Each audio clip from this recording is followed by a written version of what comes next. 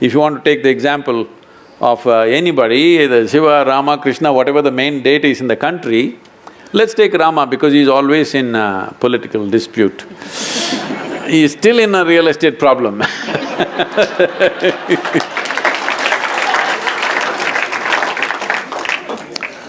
At the age of 17 or 18, he's been coronated as a king. He marries a young princess.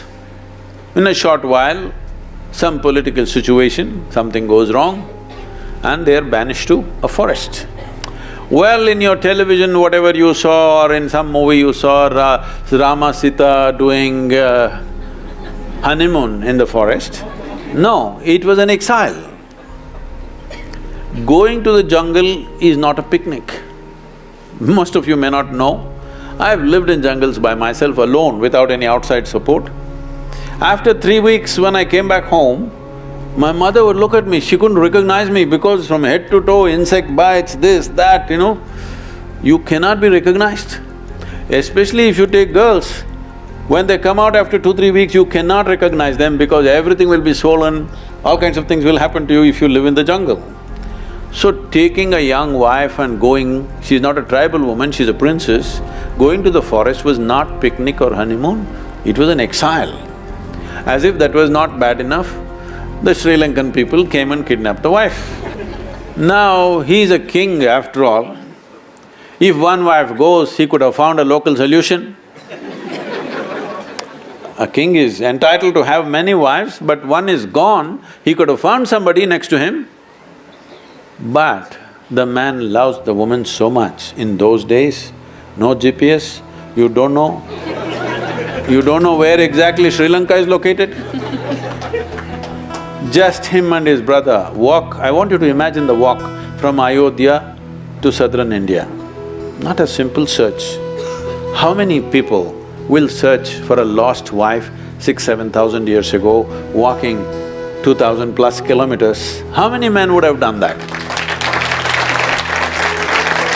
So, he walked and formed a Tamil army, then went to Sri Lanka, burned down a beautiful city, fought a war, killed hundreds of people, got back his wife.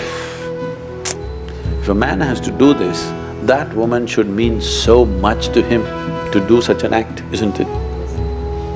Then he brought her back.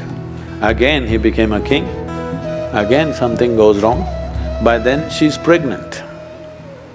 See, a king's wife or a queen being pregnant means, it's not just a pregnancy, it's the future of the nation. It is a big thing, it's not a small thing. And he's a big emperor by then.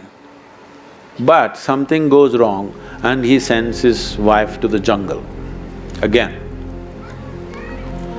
No sonogram, so doesn't know whether it's a boy or girl, boys or girls or what. It's not a small thing for a king. If it's going to be a son, it's important for the future of his everything. But he doesn't know, sends his wife away to the jungle. Then she delivers 2 boys, he doesn't know. If something really horrible has to happen in anybody's life, knowingly or unknowingly you kill your own children, this is the worst thing that can happen to you, isn't it? He almost killed his own children.